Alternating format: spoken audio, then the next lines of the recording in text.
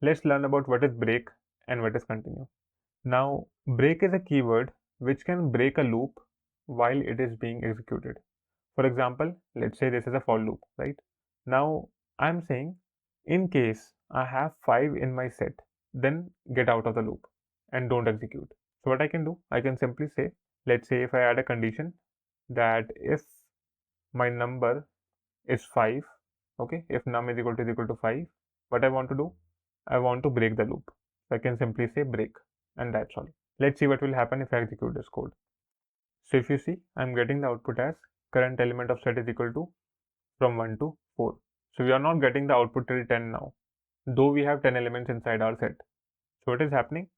Whenever it is executing the body of the loop, and we know this, that the body of the loop is executed for each and every element inside the set, right? So when the value was 1, the body of the loop was executed and it checked, is number is equal to 5? This is false, right? Because the value of num is 1, which is not 5. So what happened? The body of the if condition is not executed because this condition is false, because we are checking 1 equal to 5 here, right? And this is false. So this body is not executed and we are getting current element of set is equal to num. So we are getting current element of set is equal to 1, right? Then it automatically jumped to the second element. So it is checking, is num is equal to 5? So is 2 equal to 5? This is also false, right? So this body is skipped and we are getting current element of set is equal to num. So current element of set is equal to 2. Similarly, for 3, we are checking, is 3 equal to 5? Which is false, right? Is 3 equal to 5? False. So what happened? This got skipped and we are getting current element of set is equal to 3. So current element is now 3. Then what happened? Number 4 got assigned to my variable num. Then we are again checking, is num is equal to 5? So we can say, is 4 equal to 5? This is also false, right? So what is happening? We are getting this statement where we are saying current element of set is equal to 4. Then what happened? Next element, which is 5, is being picked up. So the num value is 5 now. Then we are again checking, is num is equal to 5? So I can say, is 5 equal to 5? This time it's true, right?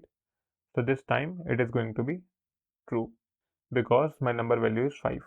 Now as this is true, the break statement gets executed, and as we are going to execute the break statement, the code execution is going to come out of the loop, okay? So it doesn't matter, how long the list is, or it doesn't matter what you have mentioned here. As soon as you come across the break statement, or I can say as soon as the code execution come across the break statement, it will directly jump out of the loop. It will ignore everything else. So as it came across the break statement, it directly jumped out of the loop, and therefore we don't have this statement printed afterwards. Okay, so we don't have the statement printed afterwards because we jumped out of the loop, or I can say we breaked out of the loop.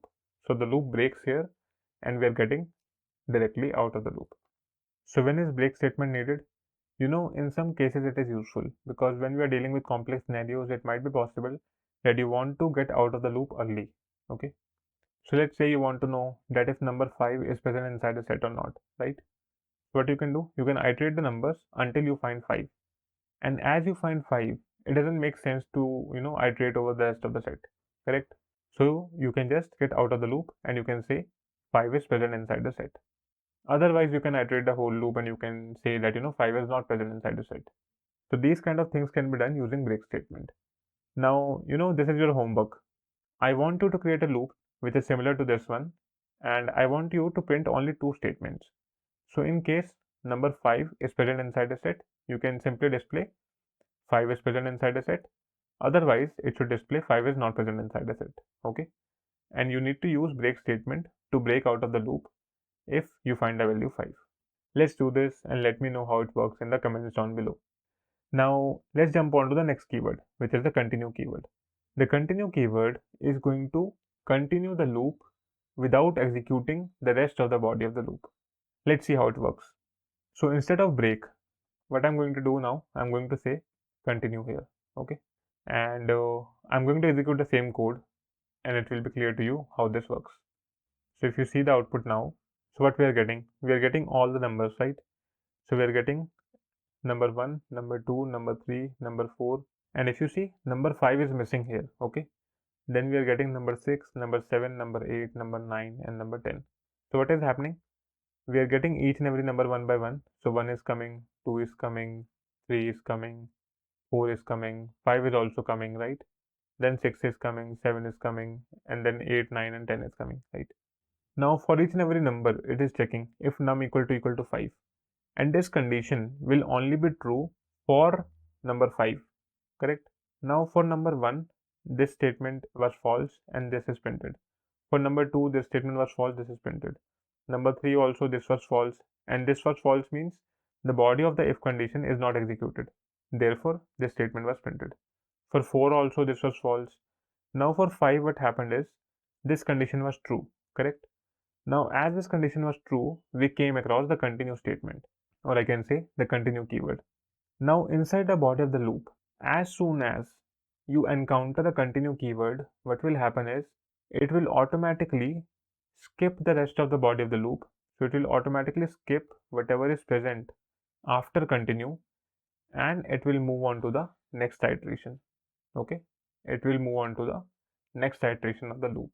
So in case of element 5, which was this one, so this is 5, okay. For this particular scenario, what happened was this condition was true.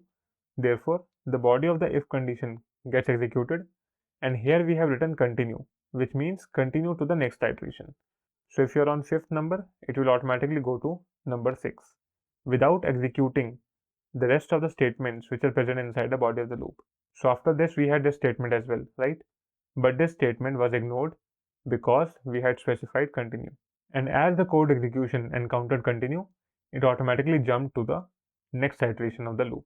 Okay, so it jumped to the next element. So this is how a continue statement works. So if you see what was the difference between break and continue, let me write break here as well. So I'll just comment it out. Now if I ask you what is the difference between break and continue keyword, the break statement breaks the loop and it gets out of the loop, right? Whereas the continue statement skips the rest of the body of the loop and it continues to the next iteration of the same loop. So this is how these two keywords work.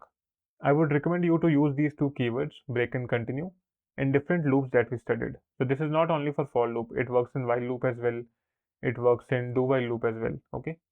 So you try to use these keywords and understand them, that how they work. And if you have any question, feel free to drop them in the comments down below. The basics are still the same, that the break keyword will break the loop as it is encountered, and the continue keyword will continue to the next iteration of the loop. So in this tutorial, we learned about break and continue keywords. I hope this tutorial was clear to you. Let me know your feedback in the comments down below, and I'll see you next time.